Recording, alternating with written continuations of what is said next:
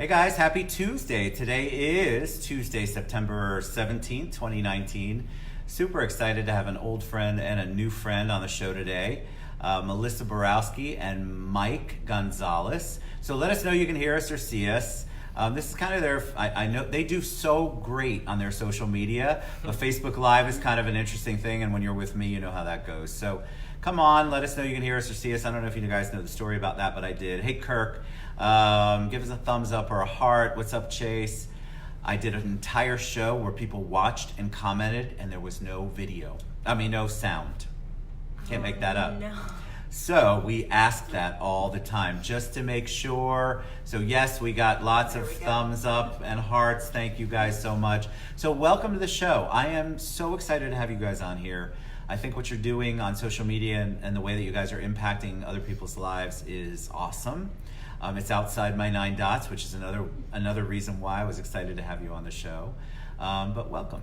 So obviously this is Melissa and this is Mike. So who's going first? Everybody likes to hear origin story. They like to know who you are, what you're about before we get into the meat of everything. Cool, I'll go first. Mike Gonzalez, everybody. Yeah, so most of my childhood was spent in survival. Most of my teenage years were spent in rebellion. And I ended up in college going to school for sport management. And about 2 years in, my high school girlfriend at the time told me that she was pregnant. So I had a decision to make at that time. And I ended up leaving school so that I could support them and take care of them. And that directed me into the restaurant industry, which is where I was for 15 years and is where I met you. That's right. That's where we met. So after about 15 years in the restaurant industry, I decided that I wanted to revert back to what I was passionate about, which was health and fitness. So Where did that come from? Did you grow up with that? Were you involved in sports and athletics? I was involved in sports, and going to college for sport management, that's the career path that I wanted to take. Understood. But my path in life led me into a different direction. And then at 34 years old, I decided that it was time to go back. Because at the end of the day, I didn't want to leave this earth with any regrets. So I wanted to try as hard as I could to pursue that passion. So I did that. And I put my notice in and left the restaurant industry, and then I opened I was a fitness so company. shocked when you left, by the way, and sad from a very selfish perspective, because you were my go-to person, you and Ingle and everybody there. But I was so happy when I heard what you were doing, and it's interesting. So you don't want to leave the earth, and I'll get to you, Melissa, in just a second. But you don't want to leave the earth with any regrets. But you said you came from a troubled.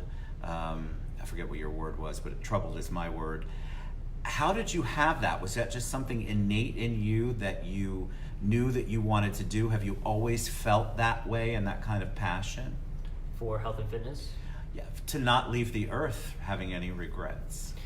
Where did that come from? Because a lot of us feel that way, but it usually takes, my age, like Titanic survivor age. It doesn't come in your 30s very often.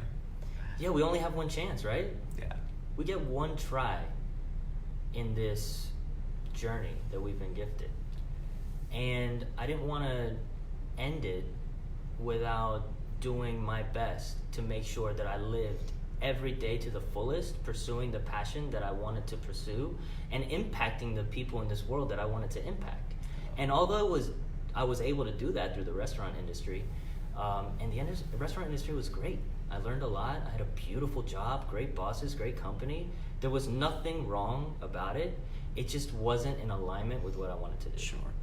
All right, and how about you, Melissa? Tell us your origin story, and then we'll get to the part on how you guys met and where we're at right now. Awesome. So my entire life has revolved around health and fitness, actually. I started competing in gymnastics when I was just 4 years old. And I competed all the way up through till 16, 17. And I actually had to quit because I got an injury in my shoulder. So I've had 2 shoulder surgeries now, and I still need a third, which is no fun. But I had always known that I wanted to continue in that path, and I just didn't know entirely how. I knew I always wanted to help people, and I knew the passion that I felt through exercising. I just didn't know exactly what I wanted to do. So I wanted to actually become a psychologist, and was in school for that, was on that right track. I wanted to do child developmental specifically because I love the child's mind. I think it's absolutely fascinating. And that was going to be my way of helping people.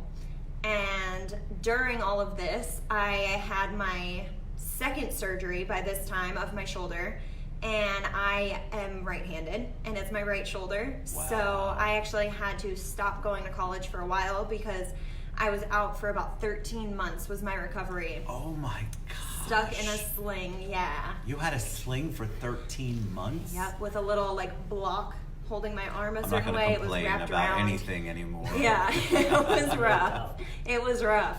I couldn't shower myself. I couldn't do anything.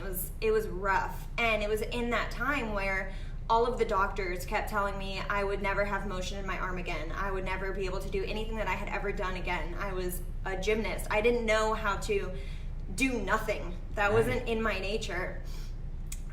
So my sister had actually introduced me to a yoga studio up here in Orlando called In Spirit, and I went to go take a yoga class there, and I fell in love with the entire aspect of moving my body and the way that it made me personally feel. And just a few months later, I decided I wanted to become a yoga instructor.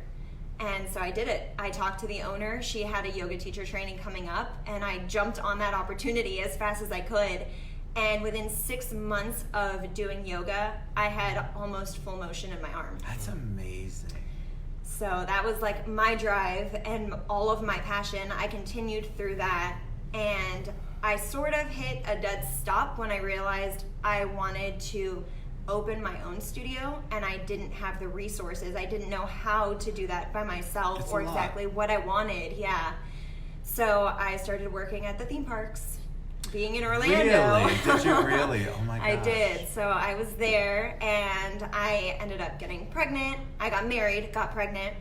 And when I was 7 months pregnant, I quit because I wanted to be a stay-at-home mom and kind of figure out life from there and see if I could eventually open that studio that I was longing for. Were you still doing yoga during your pregnancy and everything? Yep, and I was still teaching it too. I was having people just come to my house, actually. I was teaching out of my house because I was so passionate about wanting to do it myself. And after I had my son, I stepped on a scale a couple weeks later, and I was 202 pounds. Oh my God, yes, I forgot about this story. Yeah, so I had never in my life... 202 pounds, which is, listen, there's nothing about that number. It's her Me, at that yeah. number, right? That's the thing. At like 5'2" or 5'2", Yes, yeah. 5'2" and 202 pounds. So what happened at that moment? It was a shock. I immediately spiraled into depression and had to figure out how to get myself out of that. I was in a very, very, very dark place in every different aspect you could possibly imagine, especially now with a baby who I have to somehow keep alive. I didn't know how I was going to manage that. Well, postpartum is, people don't It was understand rough. how incredibly taxing that Yeah, it was is. very rough. So I ended up getting my personal training certification and started diving into nutrition because I wanted to do it myself. I'm Love that.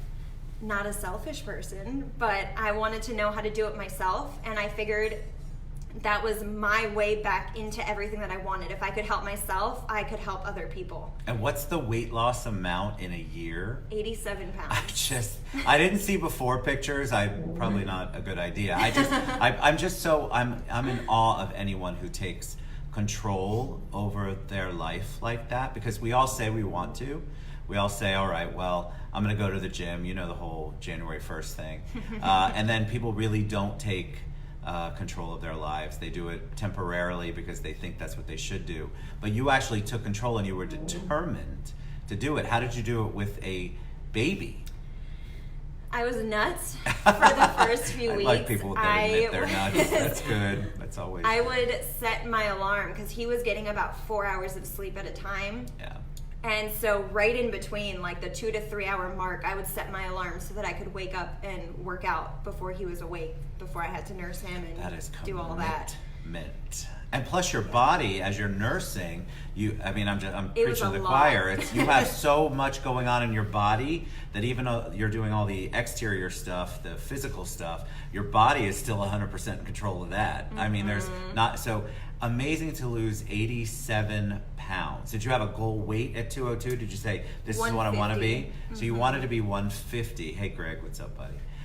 You wanted to be 150, and you obviously have surpassed that in a big way. All right, so I haven't tried yoga. We're going to do a show, and I'm going to surprise you guys, because one of the things that I want to do, we're creating a new show called Ted Tries. Ooh. And so Ted doesn't exercise, as you all know that. No INGs, no action verbs.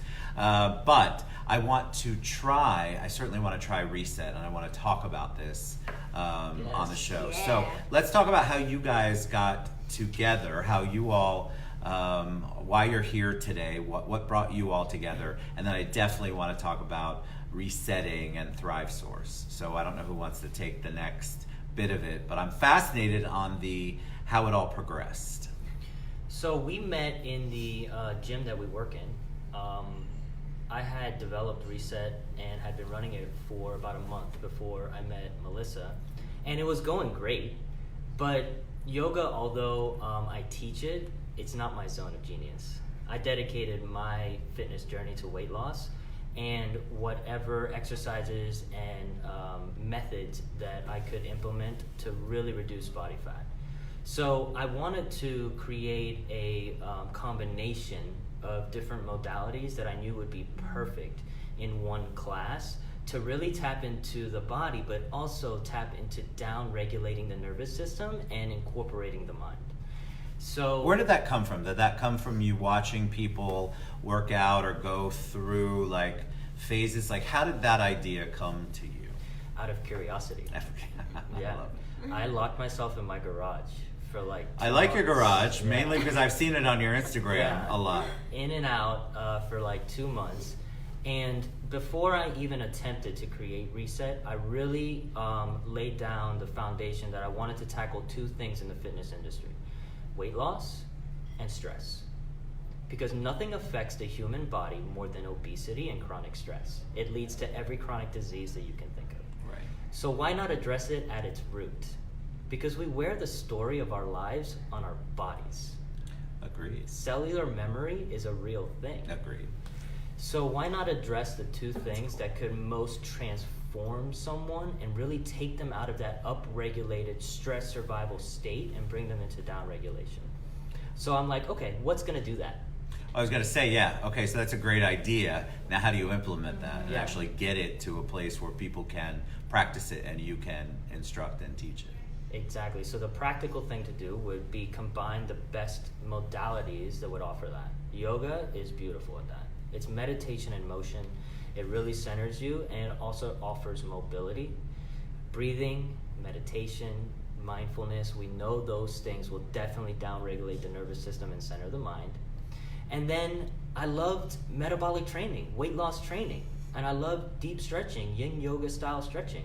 So what would it look like if I just took everything and put it together in one class? Like, what would that look like? Was there a lot of trial and error when you did that? Oh my gosh, yeah. I was in and out all the time. Well, because the way, and we'll share especially your Instagram, but we'll share how you can find them. I love to watch what you all do. I love, you all utilize social media, I think, in the impactful way that it's supposed to be utilized. Because honestly, I love you as a human being, but when you started talking about fitness, I was like, okay, I checked out. I mean, I'm just being honest because it's just not in my thing, but you made it interesting and I became curious. And I think that is so powerful in what you did and I want people to know that just wasn't, what he's saying is trial and error. You have to try to figure out your ideas and work them through. The first time you do something's not going to be perfect. No, it took me 2 months. Yeah. And I kept playing and I put everything together. And here's what's really cool.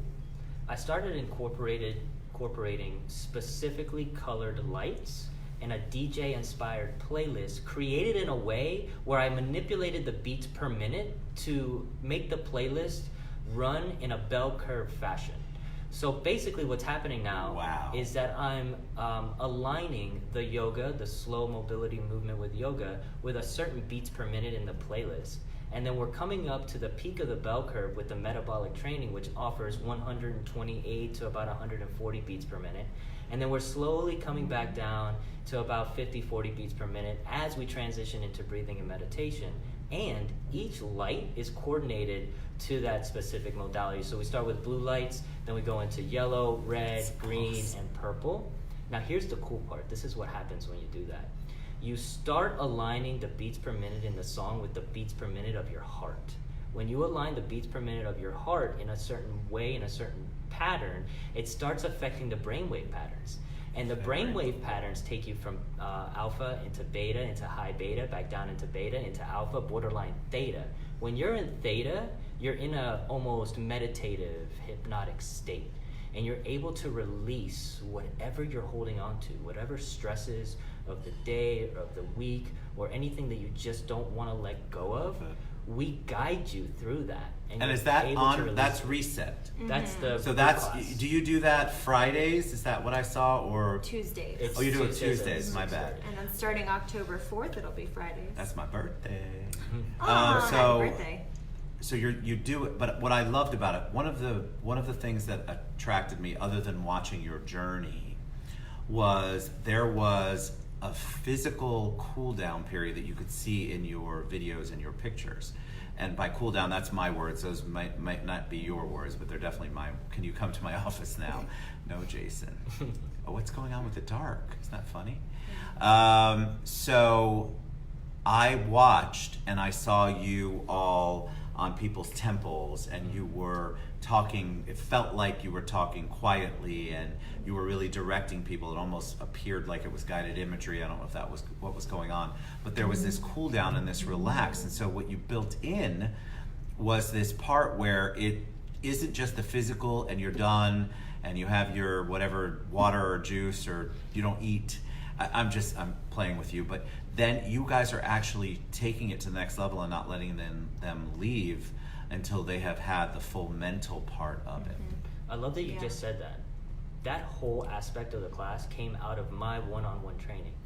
When I was personal training clients, I noticed that most of the training methods were, all right, let's wreck you and then kick you out the door and put you back into the world. One of the many thousands of reasons why I don't really go work out, but that was always the feeling, like, okay, you're done, and then you come out of there exhausted and get out for the next class. And what I loved, and remember, I only am seeing this visually, so I have not been there yet, but my impression was that there was this whole attention to mind, spirit, body, soul. It was everything. It wasn't just work out to the max. Oh, look, we have light again. Work out to the max. I've never had that happen. And then bye. You were very cognizant. You all were very cognizant of what's going on here, because like you said, you've got the weight loss and the metabolic part, but you also have the stress level part. And you're trying to get to the core. I think one of you said you're trying to get to what's the origin of that. So, all right. So what happens in a reset class? What goes on? So do you do, explain to me, because I can only tell from the Insta stories and the Instagram. I don't know the real reality of it. So I start the class with yoga. So I start with slow, gentle movements. We start to wake up the body a little bit. And as the music starts progressing, because we choreograph to the music. The music doesn't come afterwards. We do it to the music. I love that.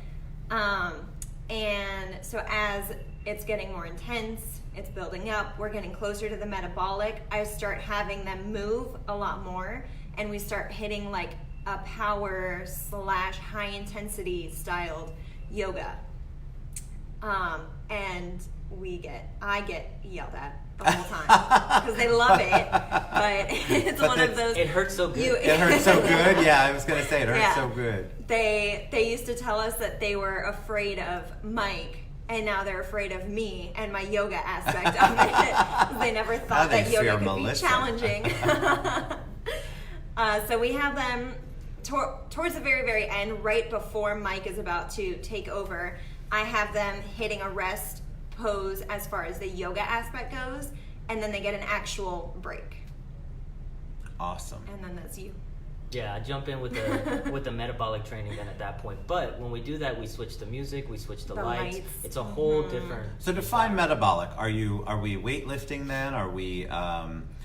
It's not aerobic, or is it aerobic? All right. So metabolic training is considered one of the best methods for exercising to lose weight. If your goal is weight loss, then metabolic training is the way that you want to go about it, because it incorporates full body compound movements with quick tempo and short rest periods under resistance or load. So that's what you want. So you can do cardio or you can do strength training, but when you put the two together, that's a combination for weight loss. Right. So we use dumbbells, resistance bands, a lot of like calisthenics, body weight stuff, with quick tempos and short rest periods. And we've been measuring like 600 to 700 calories burnt in that 30-minute period. Wow. Of just the metabolic training. What does a beginner do? So do you have beginner classes? So we have sort of. No, Sort it's of. like somebody like me. So I definitely want to do a show. So somebody like me who said, or somebody who's watching, let's say it's my age group, 35. Well, so the cool thing with having the two of us is that we sort of piggyback on each other. So we're both equally as involved throughout the entire class. So although I'm leading the yoga, he's in the back row doing it with everybody else. Right. And he's modifying to people who may be I've struggling. watched that. I think I've seen that. That was why I was asking. It's not just because I want to do it. It's because I have watched and I could tell. It felt like I could tell there were people of different levels and different where they're at in their protocol. You all were very attentive. It felt like you were attentive. Yeah, we make it suitable for all levels. I love that. And so what happens as take me through. So they're doing the metabolic, and then at what point? Of course, this is the part that really got my attention. I'm on my back and somebody's touching my head, but it's much more than that. But at what point does it become focused on the other part? So we switch out of metabolic training and then we go right into strap stretching and yin yoga style deep stretching. So we're slowly transitioning. So you're still moving your body, you're still aware, but now you're recovering through static and dynamic stretching and yin yoga style deep stretching. So we switch the music and the lights at that point. And then we slowly transition out of stretching into mindfulness, breathing, meditation. And that's when we come around with the touch of the forehead. We do some temple massages, some trap and neck massages while you have essential oils on your forehead. And then we play that music that's really conducive to that. I state. love the whole concept of that because it's basically it's a pumped up version of a cool down. Yeah. Because I'm from the 80s, so that's what we used to call it when I worked out. It was your cool down period. So you had to have that in order to make sure before you left you weren't cramping out or you weren't you were losing your mind. And that's physical. It's cool to cool down physical, but you know what's even better? To cool down your nervous system. I love that. And that's really what we want to offer because we live in an upregulated society. 24-hour news channels, financial responsibilities, relationships, school, work, whatever. We're upregulated all the time. Kids. And that's not a bad thing. No, it only it's becomes a bad thing when you don't know how to down-regulate. Well, I think a lot of people don't know how to relieve stress, and I think people don't know how to identify it. So people will say, all right, everybody's told me I should work out at a gym, so they join a gym, and they think that's going to be their stress reliever, and then they have no guidance. They have nothing. They don't know what they're doing, and maybe they get a trainer, and maybe the trainer is good, but that particular type of trainer may or may not be really vested in what you're trying to tell them is your press points, your points that you need to address. So what you guys do, I feel like, is you really, intake's my word, but you have an intake. You really do talk to people and you listen to people to see where they're at, what they're feeling, what they're trying to accomplish, and that's what your social media shows to me. And you have to follow.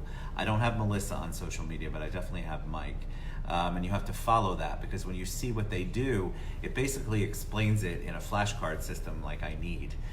Especially on, which is what Instagram kind of feels like when you're doing all of those things and you have to hit each button. It's kind of like, okay, here's the next flashcard, Ted. Okay, you got it. But I love the fact that you're addressing both and that you are both passionate about it. So what do you do for stress relief? So what do you personally do? So one thing that I want to gift your audience. Please, gift our audience. Something that I learned the hard way is that stress cannot combat stress. You can't combat stress with more stress. And working out in the gym, guess what? It's stress. Your body can't tell the difference, right, whether it's a chronic or acute. Stress is compounding. It's not combative. So you have to find ways to combat stress with downregulation and relaxation. And that's something that's really important to learn. And the ways I do it is I have a pretty strict morning routine. And it sets me up for the rest of the day. I do my journaling, I do some breathing, I do I like the steel mace, which is like an equipment tool, an exercise tool that I use. Wait, is this the, what's the thing that I've watched? The thing I throw around? What's that? I call it the crowbar. Yeah. I love that. Yeah. At first when I saw that, I'm like, he's going to kill somebody with that. But you have to learn. And that actually centers you. That helps center you? Yeah, it's meditation and I did motion. not realize that. Yeah. I just thought it would. Okay, good. How about you, Melissa? I'm still nuts, and I still wake up extremely early to work out. That's awesome. But I make sure I just do something to move my body. That's how I just start. And then once I'm done with my workout, I'll sit down with my cup of coffee, and I have a meditation journal that I make sure to do every single morning. So I love the little journaling. prompts. So both of you talked about journaling, and I think that is such a cool part that you're bringing up. You cannot combat stress with more stress. Yes, Maxine from Maxine's on Shine. So you journal, and I think a lot of people think that is hokey. I'm a big believer in it. I have a gratitude journal, which is, it's all the same thing, right? So, but you sit, and what that does is it helps focus you, right? Even if you're thinking about nothing but that, even if it's 5 minutes, guys, I want to tell you how important that kind of focus is in the morning. Not reaching over for your phone, which I'm guilty of too, because it's right by my bedside. I do it. I don't do it perfectly, what I'm talking about. But once I've looked at the text messages, make sure nobody's dying or bleeding. So we said to my kids, so I say to everybody I work with. Then I go into some sort of journaling, some sort of meditation. And I think people get scared because meditation, people don't know how to do it. They think that it can be very intimidating. Breathing, people think they don't understand the importance of that, and I can tell you, if you've ever been in a stressful situation and have actually taken a few minutes to breathe, it makes the world of difference. But we don't believe that that's going to work because it seems so simple. So what kind of breathing exercises do you guys teach people? Is there something, I'd love to learn.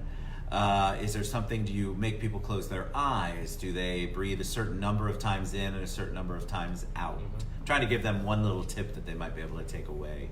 Yeah, there's so many.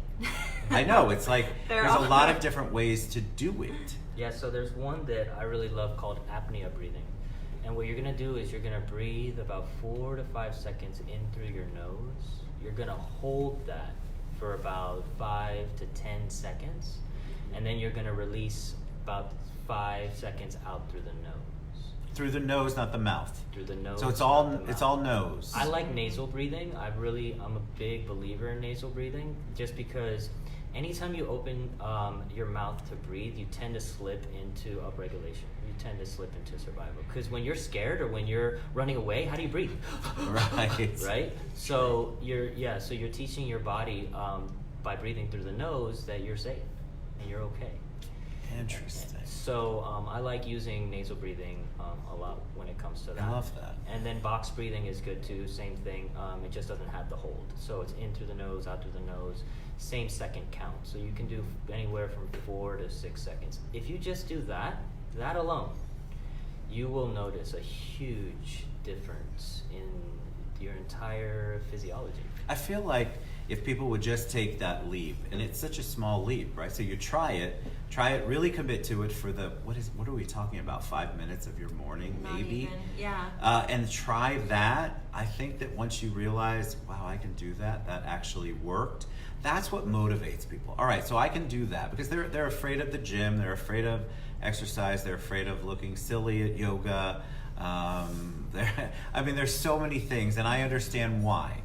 Because that's a natural human thing. It's the unknown, and you don't know about it, so you're afraid of it, and you think you're going to make a fool of yourself. And I just would encourage you to start somewhere.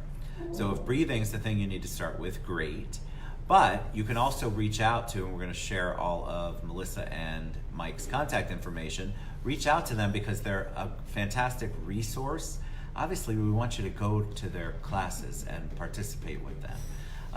But if you look at their social media, you're going to see how engaged they are and how committed they are to making it better for you. And that's the other part that I think is so important. You can't fake on social media. People think you can, but I can see it a mile away. So when I was going through, and I've been following Mike for a long time, watching what you all do, I was just amazed. There's a vulnerability and authenticity that you don't see in other workouts, you don't see in other people who are quote unquote in fitness. And I loved how you were focusing on the individual, how you were focusing on making sure that the people who trust you, because it's a trust thing with you, they trust you to get them to the next level, to get them through, to get them to whatever their goal is. And they trust you that they're not going to feel stupid at the end of the day. And you all do everything in your power to never make anybody feel that way. And you can see it in the short videos they do, in their pictures, in the posts. And I love that about you guys. I think that's so important, and that's why I asked you to be on the show. All right, so we're going to share all of that contact information, how you can reach out, how you can get involved in Reset. And then if I've missed anything that you want to share before I ask you about the very last question, because I want to make sure, we're going to share how to reach them. So I want you to go to the class. The Reset class is on Tuesday. I want you to go. I want you to be part of it. I want you to come in. Hello? I'm not here. Okay, she's not here. I love it. See, I told you, Maggie's the best.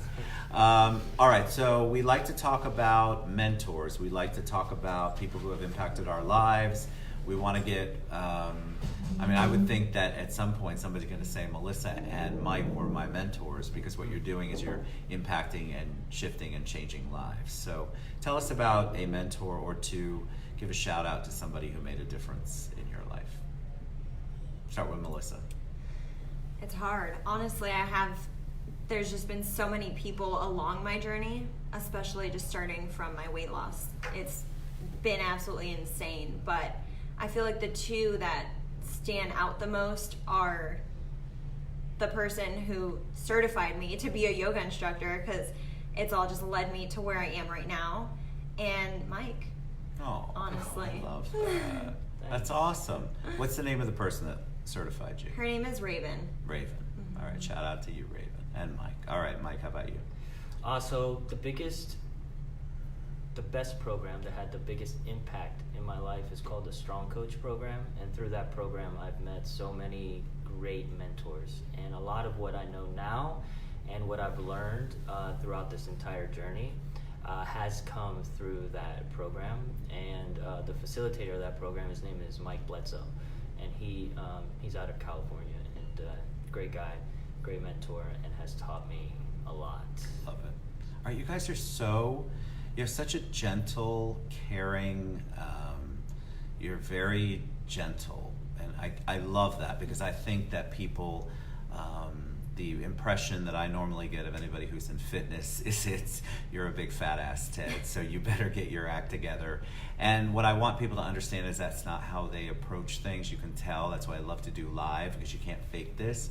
Very soft-spoken, passionate about what they do, and they want to help you, and that's why I was very excited to have you guys on the show. All right, so Mike Gonzalez, Melissa Borowski, you want to go to Reset, and I tagged it once, but we'll tag it again, and so will they, and we'll share it in our social media. Reach out to them. Even if you're a beginner like me, you want to reach out to them, because they obviously have kind hearts and good souls, and they're going to take care of you. So thank you guys for being on. course. We love you Thanks guys for so having much. us. Absolutely. See, I don't really have exercisey people on my show, but I just love the spirit of what they're doing, and I think it's so important in this day and age for us to find that place where we can reset. So thank you guys. We love you. Thank We'll see you you. soon. Thank Bye. you.